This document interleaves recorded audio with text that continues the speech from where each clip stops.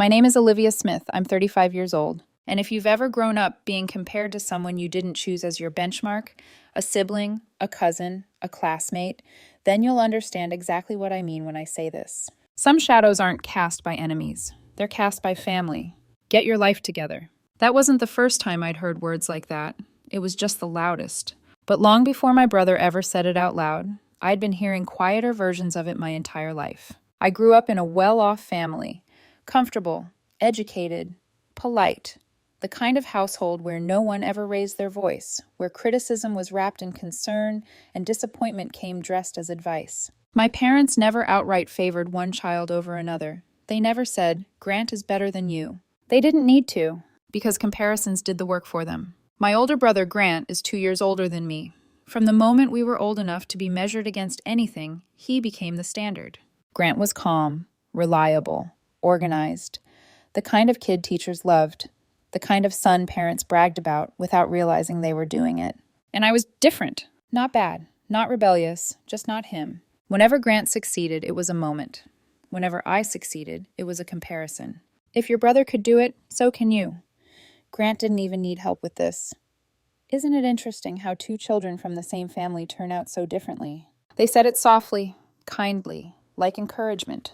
But encouragement, when repeated often enough, becomes expectation.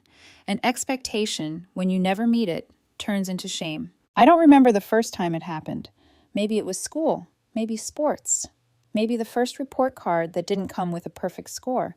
What I do remember is the feeling, the sense that nothing I did existed on its own. Everything I achieved had to be weighed against Grant. Even when I topped my class once, my father just asked, "Was the test hard?" Because Grant once got a perfect score without studying. That was the moment something in me shifted. I stopped trying to be impressive, not because I gave up, but because I realized I would never win a game where the rules were written for someone else. By the time we were adults, I had already made a quiet decision. I wouldn't compete anymore. I built my life slowly, quietly, without asking for applause. I married Nathan, a man who never once asked me to explain myself.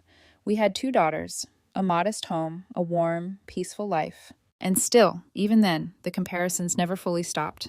Grant's kids are so disciplined. You should try doing it the way your brother does. I smiled, I nodded, I swallowed it, because arguing never changed anything. Silence did. What my family didn't know was this. While they were watching Grant climb a visible ladder, I was building something underground. And soon, the ground was going to shift. The thing people don't understand about being the lesser one in a family isn't the insult itself. It's the way everyone else reacts to it. Sometimes they laugh, like it's harmless. Sometimes they don't react at all, like they've already agreed, silently, long before the words were spoken. And sometimes they look away, like your humiliation is something inconvenient they'd rather not acknowledge. That was what hurt the most the night of Grant's promotion party.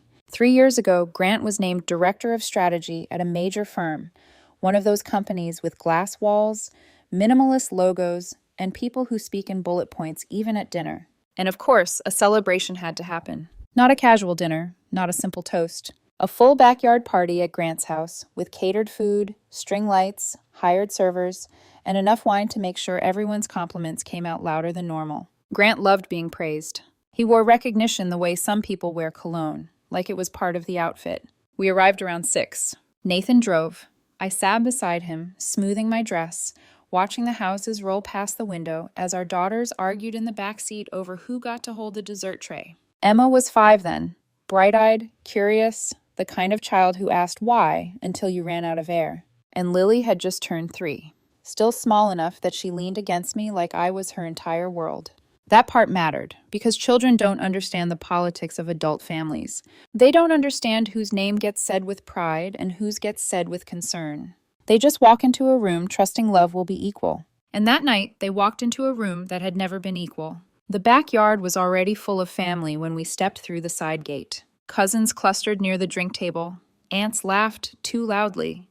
Someone's toddler ran across the grass screaming like freedom was a sport.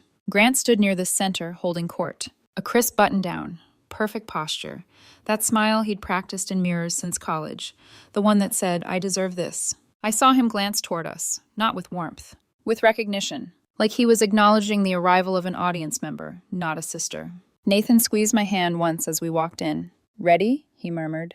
I smiled back, light and practiced. Always.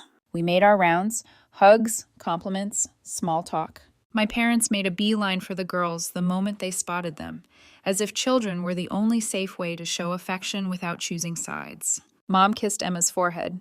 Dad lifted Lily and bounced her gently. For a moment, I almost relaxed. Then, as if it were tradition, Mom looked at me with that soft expression she used when she thought she was helping.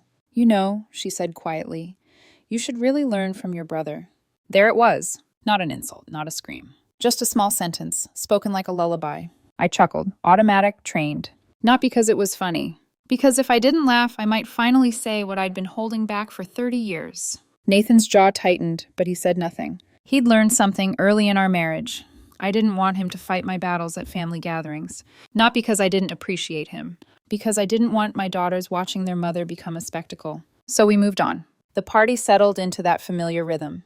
People forming circles, drifting, rearranging, laughing, filling plates, talking over each other.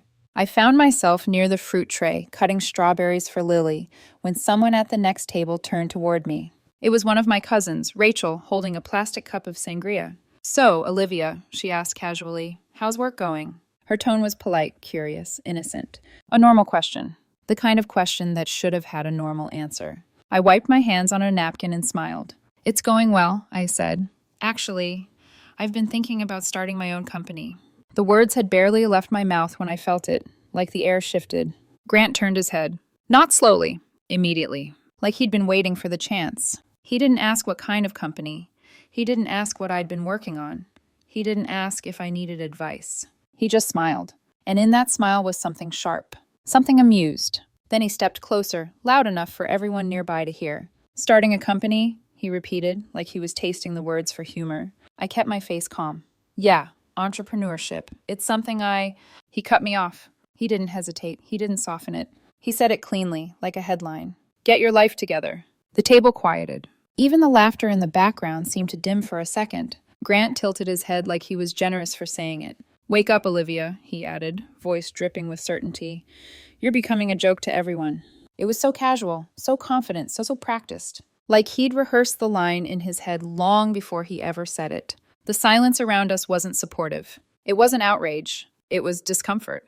People looked down at their cups, at their plates, at anywhere except my face.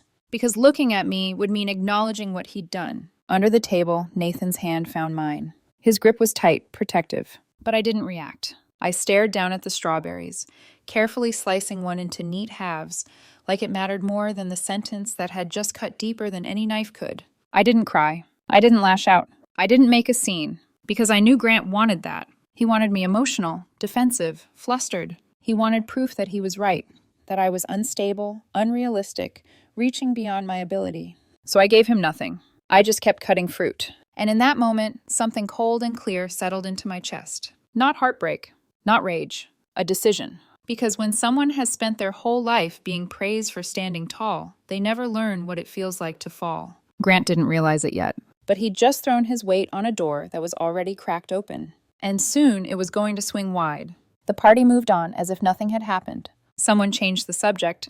Someone laughed too loudly. Someone made a toast to Grant's success.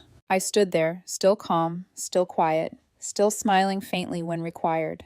But inside me, a voice was repeating one thought over and over. Sooner or later, you're going to have to face my silence. And when that time came, it wouldn't be me begging to be seen. It would be him realizing how blind he'd been. Nathan leaned close to my ear while the crowd cheered around us.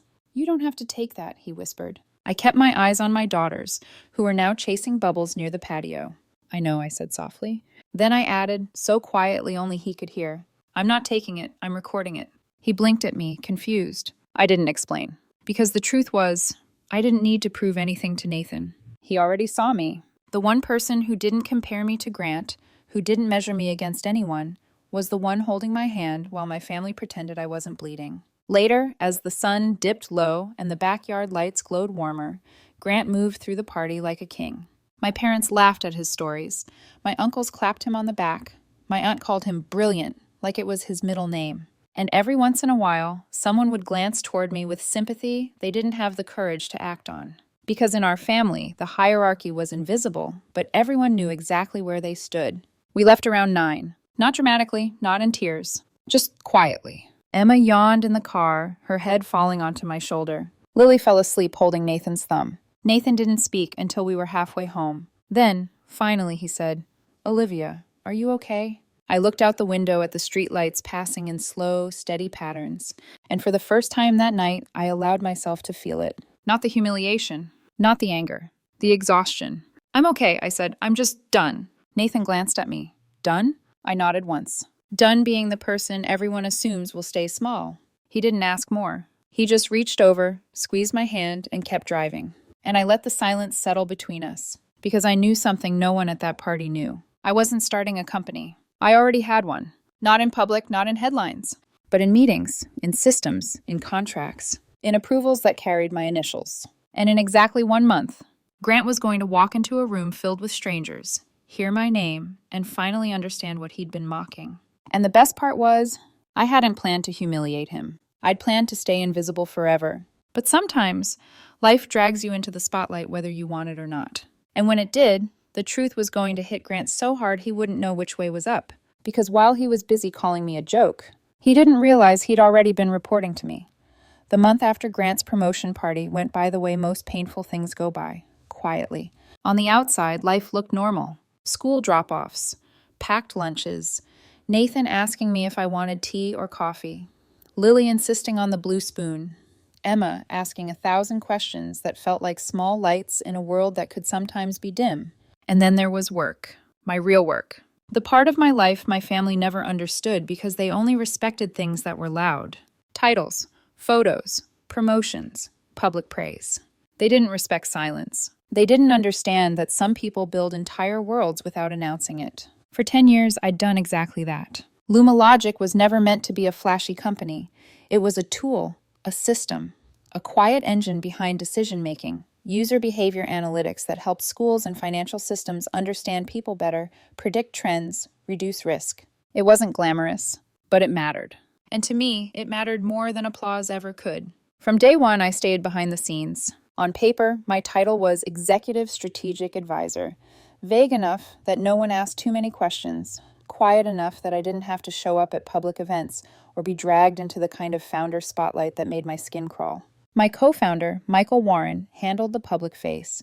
He loved speaking. He loved networking. He loved turning ideas into stories people could clap for. I didn't. I loved the work. The logic, the architecture, the long-term strategy, the chessboard. And maybe that's why my family never took me seriously, because the parts of my success couldn't be held in a champagne glass. But then Luma Logic hit a milestone. 10 years. A full decade since two exhausted people in a tiny apartment looked at each other and said, "What if we try anyway?" The company decided to hold a gala. Formal, big, ballroom, screens, lights, speeches. Everything I avoided.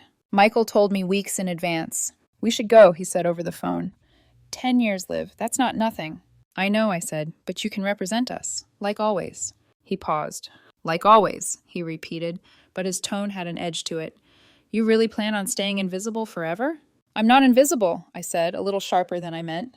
"I'm just not performing." Michael laughed, but it wasn't amused. It was affectionate, like he'd known me long enough to see through every excuse. "Fine," he said. "Do what you want. But I'm warning you. The universe has a way of dragging people out when they've been hiding too long." I remember rolling my eyes.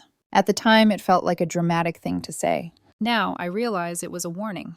The gala took place exactly 1 month after Grant's promotion party. Nathan and I dropped the girls off at my parents' house because the event allowed employees to bring family, but not small children. My mom hugged the girls, and I saw her face soften the way it always did around them. For a second, it was almost easy to forget the way she compared me to Grant, the way her love came with conditions she swore weren't conditions.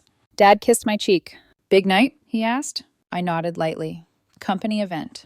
He smiled. "Good. Maybe being around successful people will inspire you." The words were casual, but the message was old. Grant, Grant, Grant. Nathan's hand slipped to the small of my back as we walked out. "You don't have to keep swallowing that," he murmured. I exhaled slowly. I know. But even as I said it, part of me realized something I didn't want to admit. I had been swallowing it for so long I didn't even know what it would feel like to spit it out. We drove downtown to the hotel ballroom where Luma Logic's anniversary gala was being held. The lobby was full of people in suits and dresses, Groups laughing, cameras flashing, staff guiding guests toward the ballroom doors. Nathan looked handsome, calm, steady.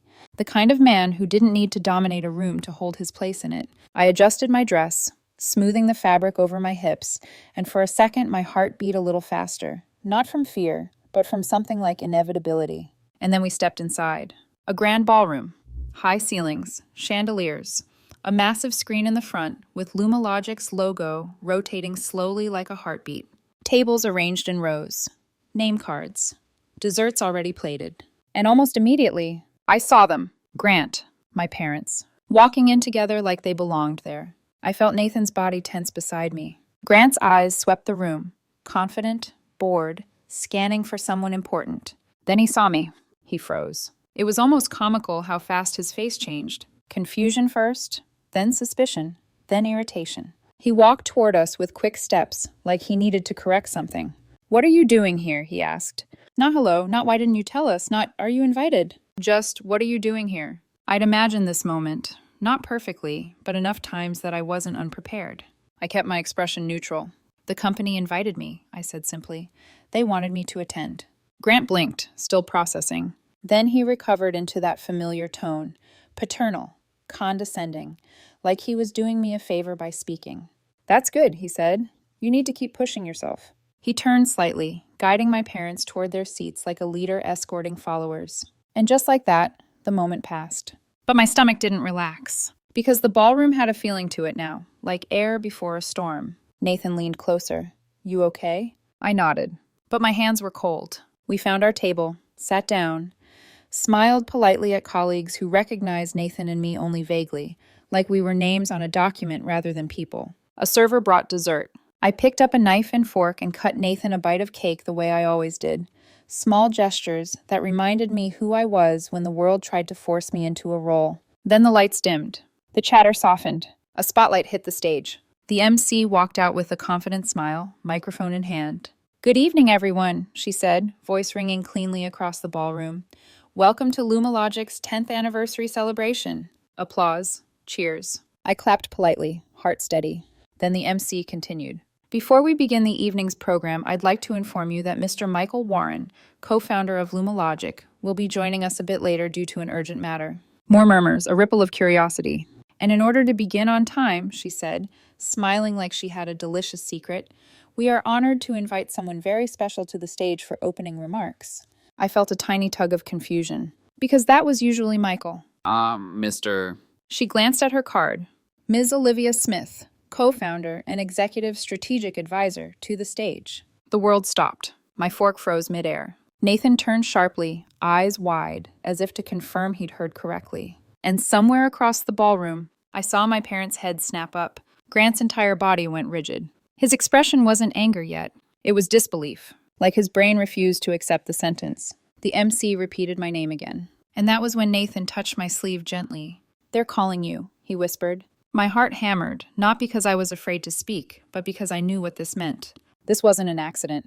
This wasn't a surprise schedule change. This was Michael. I stood slowly. The chair scraped softly. For a second, the ballroom felt like it was holding its breath. I straightened my shoulders, smoothed my dress, and began walking toward the stage. Under the lights, every step felt like stepping out of an old version of myself. The version of me my family had decided I was. When I reached the stairs, I glanced toward the wings of the stage. And there he was. Michael Warren, hands in his pockets, grin in place, eyes narrowed like he was watching a plan unfold. When our eyes met, he lifted his thumb in a small, unmistakable gesture. You're welcome. I exhaled through my nose. A trap. A gentle one. A trap without malice. Michael knew I'd never willingly step into the spotlight, so he decided for me. I walked up to the podium. The microphone waited like a dare. I rested my hands lightly on the edges of the lectern. Then I looked out at the room. Faces turned toward me. Some curious, some confused, some delighted. And then I saw Grant. His mouth was slightly open.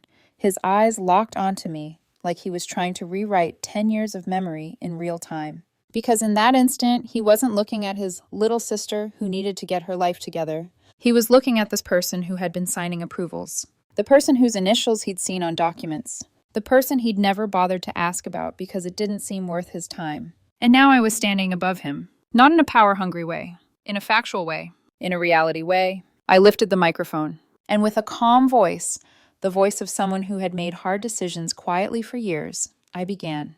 Good evening, I said. Thank you for being here tonight to celebrate 10 years of Lumalogic. As I spoke, the room slowly shifted.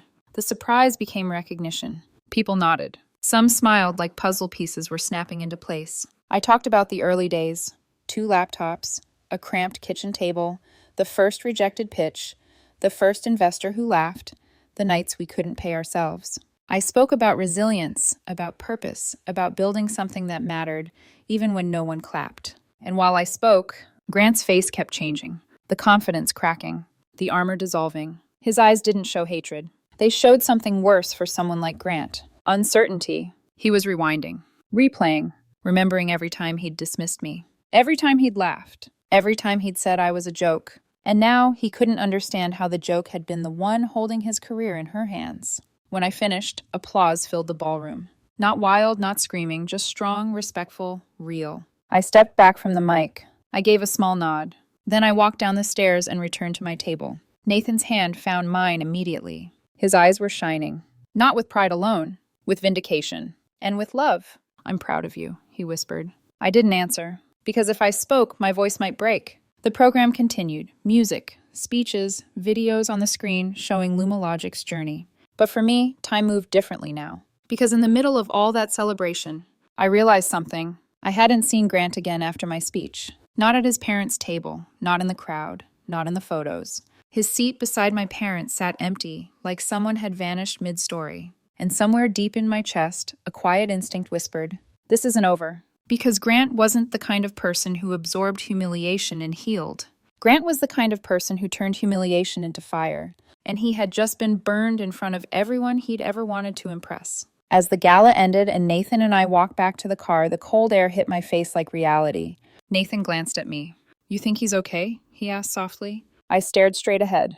"I think," I said carefully, "he's going to make this my fault." Nathan didn't argue, because we both knew how Grant worked. And as we drove home through the quiet city streets, one thought kept pulsing in my mind. Grant didn't just discover I was successful. He discovered he'd been wrong.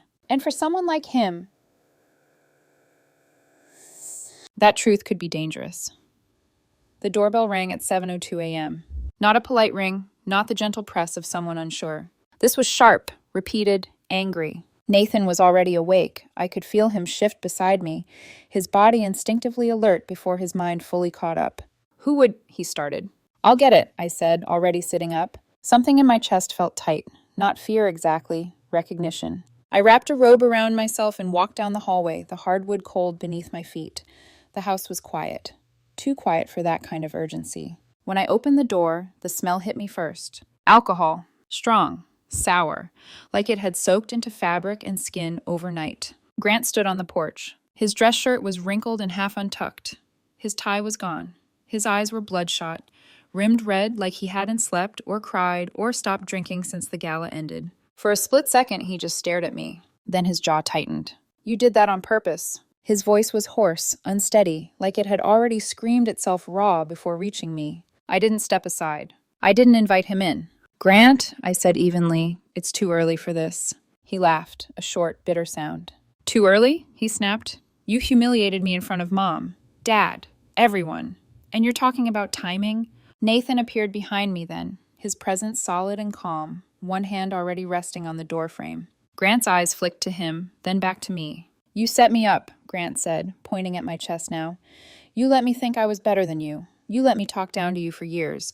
And then you pulled that—" He gestured wildly, struggling to find the word. "That stunt." I took a slow breath. "I didn't plan it," I said. "I didn't even know I was speaking until they called my name." He shook his head violently. "Don't lie to me," he snarled. "You've always been jealous, always waiting for your moment." Nathan stepped forward. "That's enough," he said quietly.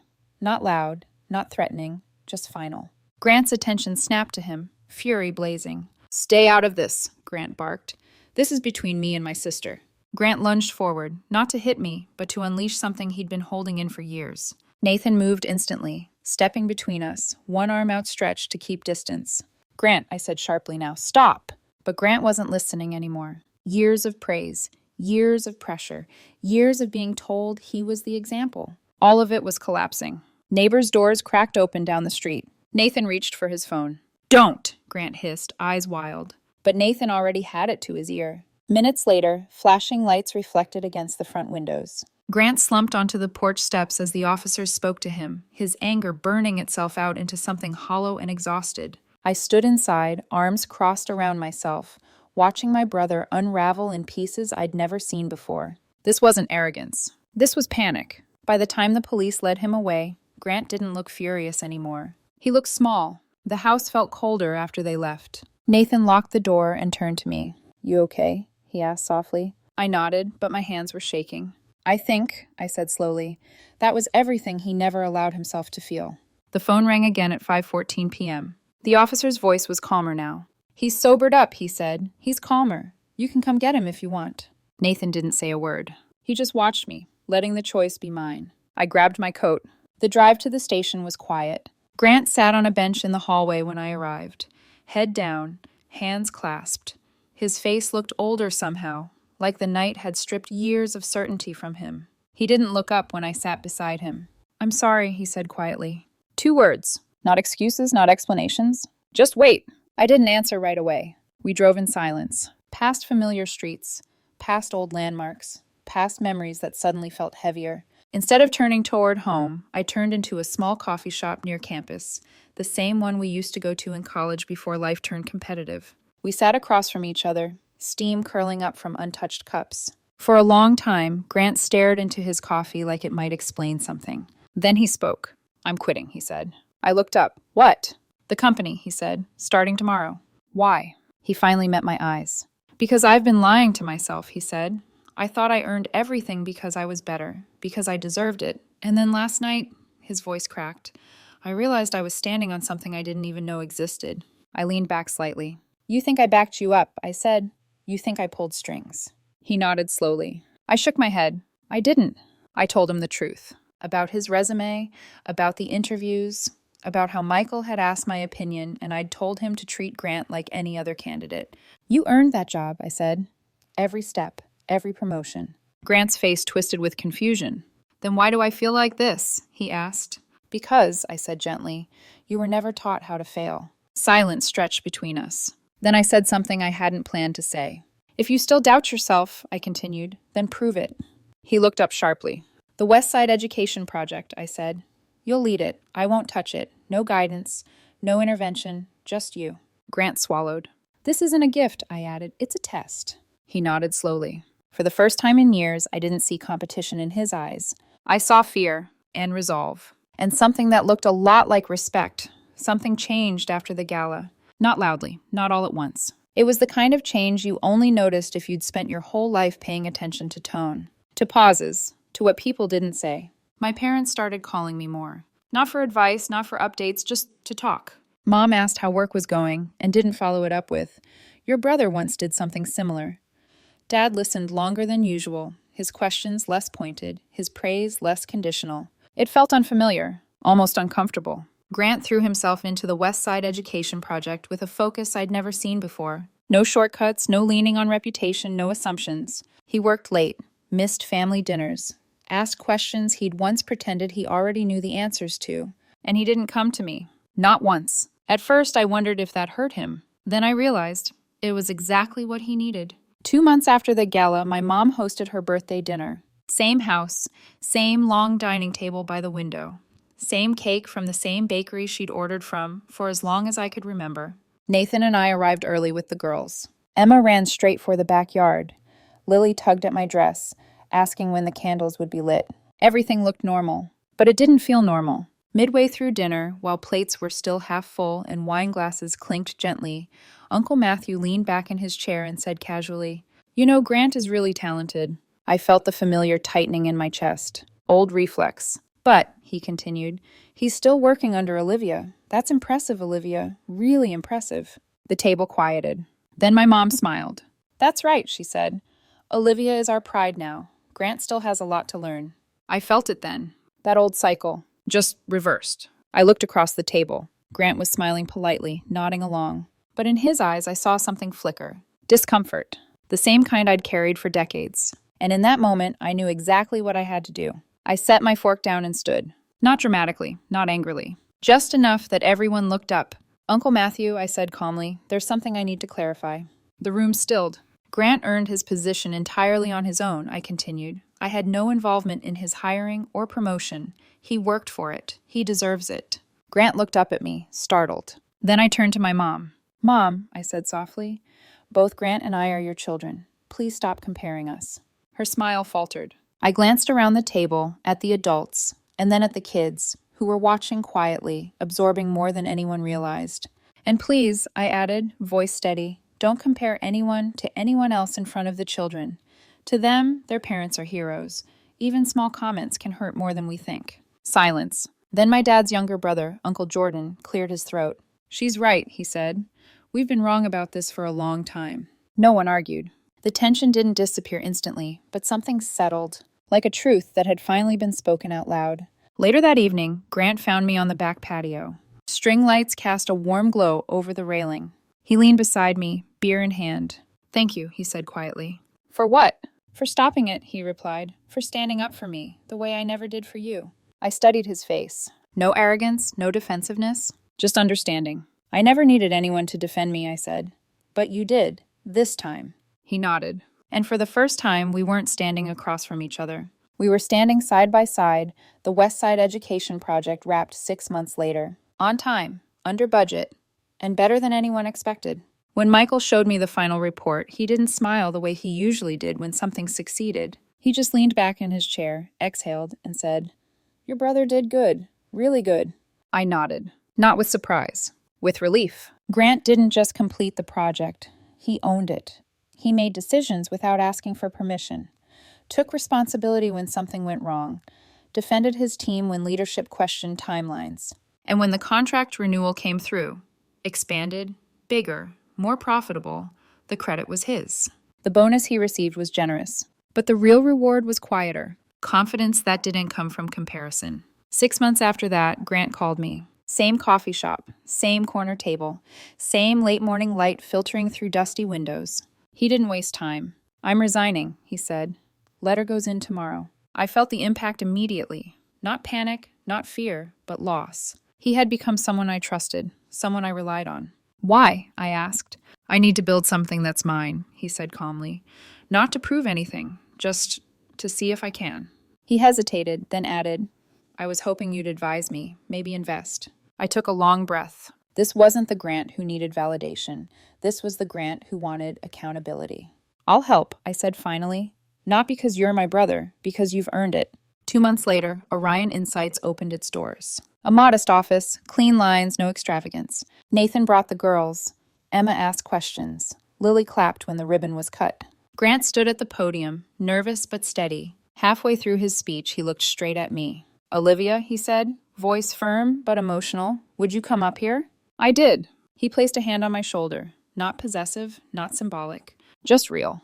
You never tried to outshine me, he said. You just lived right, and that forced me to change.